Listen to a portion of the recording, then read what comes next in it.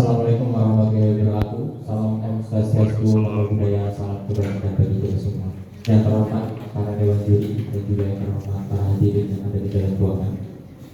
Sebelumnya izinkan saya memperkenalkan diri. Nama saya Bisa Surisna. Saya sebagai pembicara satu. Lalu di sebelah kiri saya, tepatnya di posisi tengah, ada saudari Nelly sebagai pembicara kedua. Lalu di sebelah kiri saya di paling ujung ada saudara Ariza sebagai pembicara ketiga. Oke, baik. Untuk selanjutnya tim dari Usahid silakan memperkenalkan diri kembali.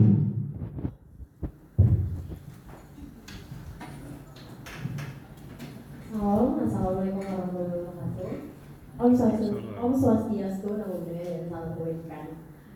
Perkenalkan, dengan saya sendiri sebagai pembicara ke-1 dari tim Universitas Syahid dan Makaran Aura Forlan, dan di sebelah saya ada Natasha Hamadia sebagai pembicara kedua, dan yang terakhir sebagai pembicara ketiga ada saudara Ivan Nurisan Rasid. Terima kasih. Oke.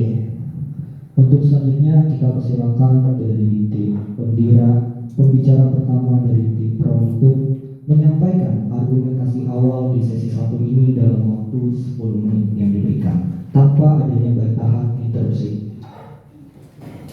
Waktu berjalan ketika Anda memulai pembicaraan. Baik, selamat siang semuanya. Saya dari pembicara satu dari tim Pro.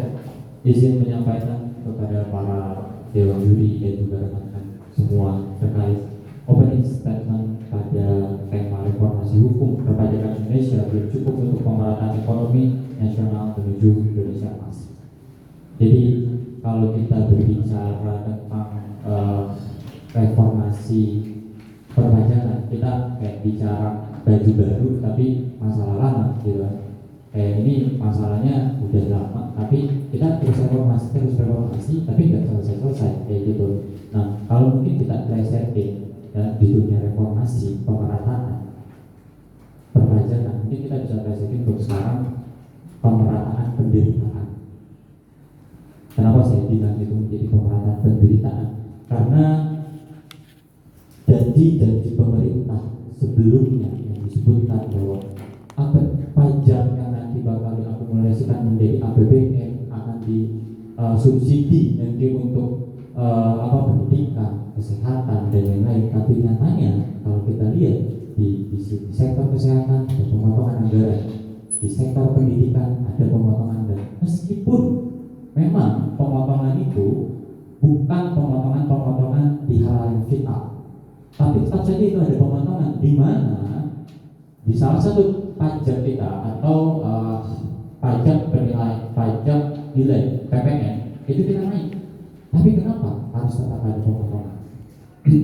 Lalu juga janji-janji pemerintah itu realitanya kesehatan itu dipotong sekitar 20 triliun di tahun 2023. Terus juga alokasi pekerjaan Kementerian PUPR untuk proyek mahasiswa itu melambung juga. Lalu juga para kaum menengah ke bawah seperti petani di NTT itu dirugikan. Jadi diuntungkan daripada sistem perpajakan saja adalah memang kaum yang menengah ke atas. Ya, kalau kita lihat penderitaan ya dan juga kaum yang menengah ke bawah seperti itu. Lalu juga kalau misalkan kita berbicara tentang PPN 12% gitu kan, Sri Mulyani di tahun 2023 itu mengatakan bahwa PPN ini dia hanya berlaku kepada barang mewah. Tapi dari Ibu Dwi Astuti dari Direktur Penyuluhan dari DJP juga Kemenkel yang menyatakan PPN 12% itu berlaku kepada seluruh barang yang sebelumnya dikenakan PPN 11%. Ini ada ketentuan meskipun di tahun 2025 itu PPN pure menjadi 12%, tetapi hanya untuk barang-barang mewah seperti itu. Lalu juga sistem perpajakan di Indonesia menurutku ini belum optimal. Dimana kalau kita lihat mungkin banyak sekali oknum-oknum pejabat yang memanfaatkan jabatannya untuk meloloskan dirinya dari pajak, dari pembayar pajak. Saya berikan contoh Rafael Alun. Mungkin ini sempat kemarin viral dan saya juga baca di dalam sebuah artikel dari detik.com, beliau tidak mencatatkan harta kekayaan penyelenggara negara atau LKHPN-nya, sehingga beliau diperiksa oleh KPK, dan di mana penyidik KPK tersebut menemukan gratifikasi sebesar 1,3 M dari PT Amen. Oke, azan waktu dihentikan, beri terlebih dahulu sebentar. Beri azan.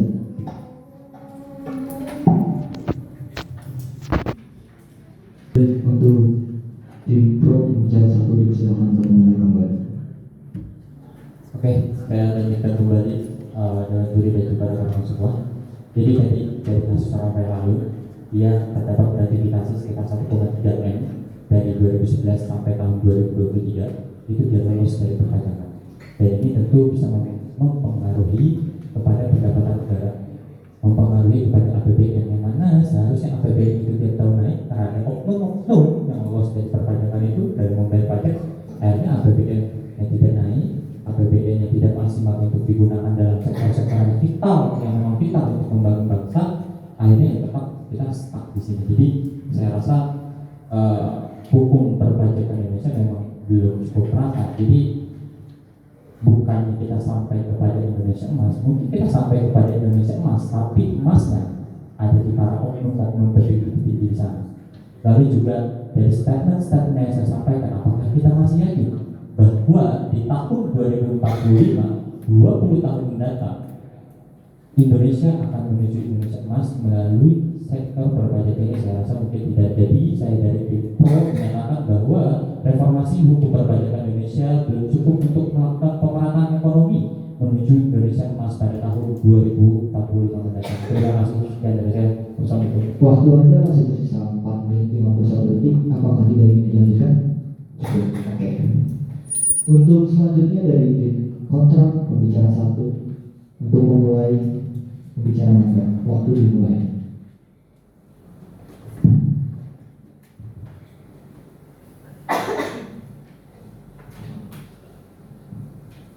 Pembicara 1 bisa langsung segera untuk berbicara.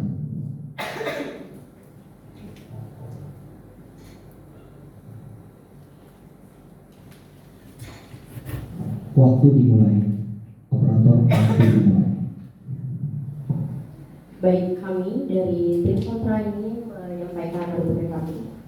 Sesuai mosi, reformasi hukum perpajakan di Indonesia belum cukup mendukung pemerataan ekonomi nasional menuju Indonesia emas 2045.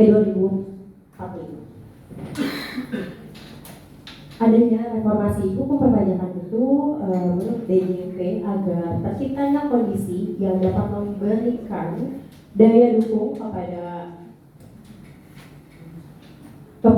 diplomatisasi pendapat pajak. Nah, goals Indonesia emas itu menjadi negara maju. Nah, di negara maju ini nggak boleh ada tingkat kemiskinan. Maka dari itu dikeluarkannya Undang-Undang nomor 6 tahun 2023 tentang penetapan peraturan pemerintah pengganti Undang-Undang nomor 2 tahun 2022 tentang Cipta Kerja menjadi merupakan salah satu hasil dari reformasi perpajakan pada aspek regulasi.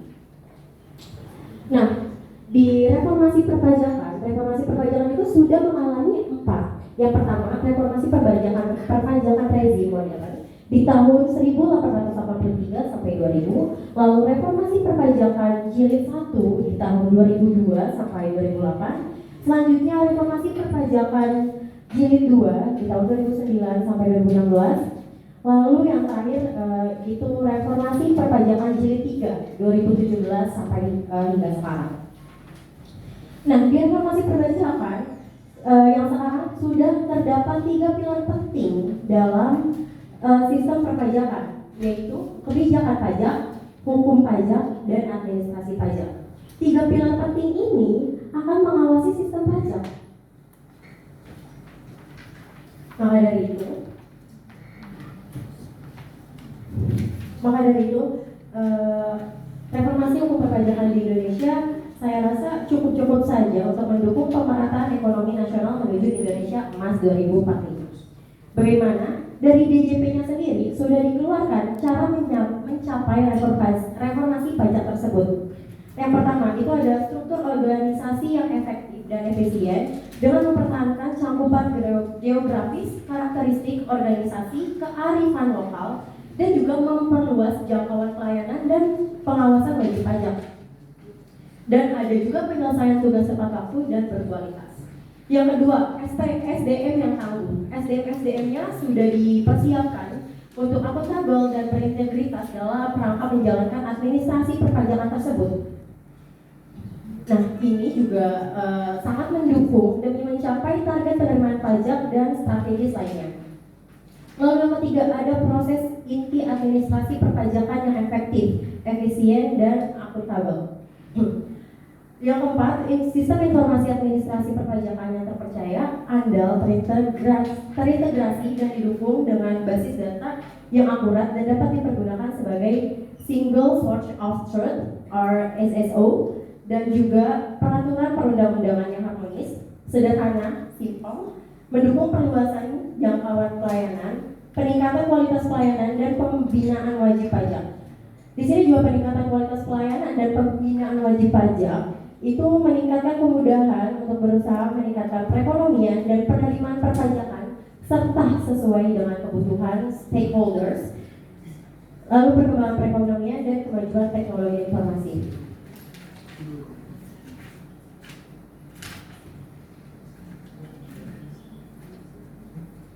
Lalu di reformasi yang sekarang itu sudah terdapat bisnis DBL. Jadi DJP memiliki sistem yang sekarang diubah menjadi elektronik semuanya. Nah, sistem pembayaran elektronik ini nantinya itu akan dipindah ke portal akun wajib pajak seperti sekarang Cortex. Nah, itu dengan reformasi itu bisa terus dikembangkan dan dimajukan. Jadi menurut saya reformasi hukum perpajakan di Indonesia belum cukup mendukung pemerataan ekonomi nasional menuju Indonesia Emas 2045 itu salah. Terima kasih. Baik, waktu Anda masih tersisa 5 menit 23 detik. Apakah cukup? Oke, baik. Untuk selanjutnya yaitu dari tim pembicara kedua, untuk waktunya bisa langsung untuk dimulai dan segera untuk berbicara. Terima kasih.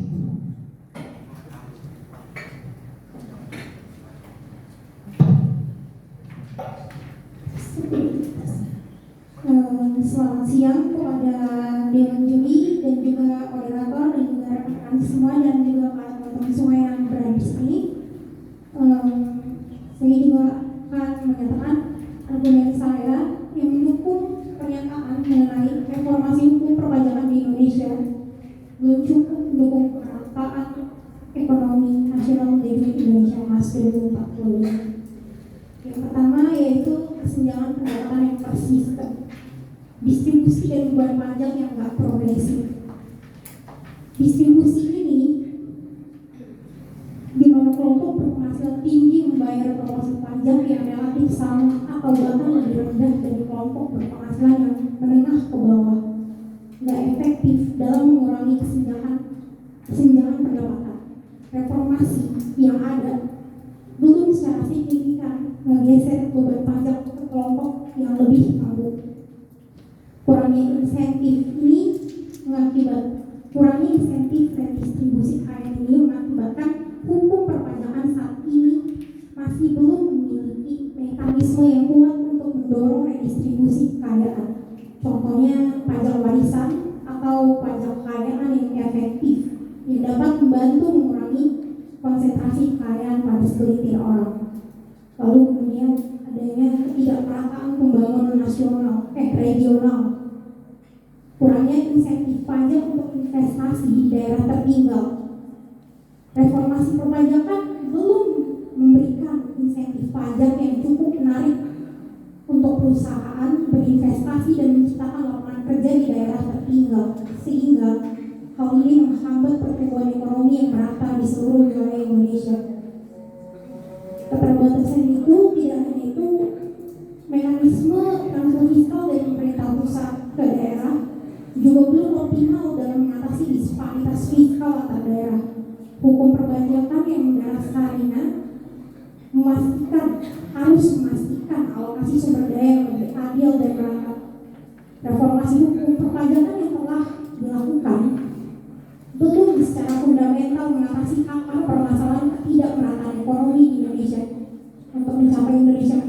2045 yang inklusif dan berkeadilan, perlu adanya reformasi perpajakan yang lebih komprehensif dan berorientasi pada prinsip keadilan, efisiensi, dan dukungan terhadap pembangunan ekonomi yang merata di seluruh lapisan masyarakat dan wilayah Indonesia.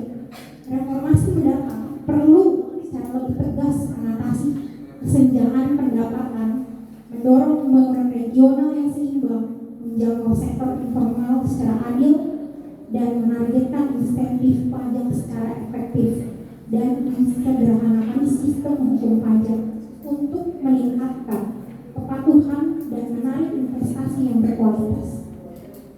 Mungkin itu aja yang dari saya. Sekian dan terima kasih. Baik, waktu Anda sisa 6 menit 47 detik. Apakah cukup? Ya, cukup. Oke.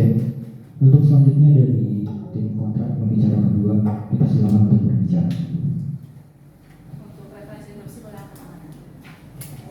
Kita dalam 3, 2, 1. Dewan Juri yang terhormat, saya Keisha berdiri di sini dengan bangga untuk menolak mosi perdebatan kali ini, yang dimana reformasi hukum perpajakan di Indonesia belum cukup mendukung pemerataan ekonomi nasional menuju Indonesia Emas 2045. Dewan Juri yang terhormat, kami sadar betul masalah perpajakan ini sangat krusial, yang dimana masyarakat mulai tidak percaya pada pemerintah, masyarakat mulai ragu karena banyak adanya korupsi di ujung. Tapi rasa-rasanya adanya reformasi berkali-kali mengatakan bahwa reformasi perpajakan ini aware akan hukum yang mengawasinya. Dewan Juri yang terhormat, Dewan Juri yang terhormat, di reformasi perpajakan terakhir yaitu di 2017 sampai sekarang, saya rasa isinya sudah mencakup mengenai pemerataan tersebut, Dewan Juri, yang dimana dalam reformasi perpajakan ini sudah menjelaskan sektor mana yang membutuhkan lebih banyak APBN dan bagaimana sudah tidak memberatkan Dewan, yang dimana dalam reformasi ini pembayaran pajak bergantung sesuai dengan pendapatan Dewan Juri yang terhormat, yang dimana dari apabila dia pendapatannya di bawah 4,5 juta tidak diwajibkan untuk membayar pajak penghasilan Dewan Juri. Saya rasa ini merupakan salah satu produk dari reformasi hukum perpajakan yang sudah cukup, Dewan Juri terhormat. Selanjutnya, Dewan Juri terhormat, dari reformasi pajak menurut Direktorat Jenderal sendiri, Dewan sudah mengatakan bahwa adanya reformasi, mereka berharap bahwa ini akan memberikan daya dukung kepada optimalisasi penerimaan pajak, Dewan Juri terhormat. Secara langsung, Direktorat Pajak paham betul bahwa ada hukum yang mengawasinya, maka dari itu mereka berani mengglorifikasi bahwa reformasi ini hadir untuk optimalisasi penerimaan pajak itu sendiri, Dewan Juri yang terhormat. Selanjutnya, Dewan Juri terhormat, reformasi pajak pun tahu apa yang harus mereka lakukan. Mereka sadar betul mereka harus melakukan transparansi, mereka harus melakukan langkah responsif. Salah satunya adalah mereka tahu kalau bisa suatu organisasi itu harus efektif, harus efisien, harus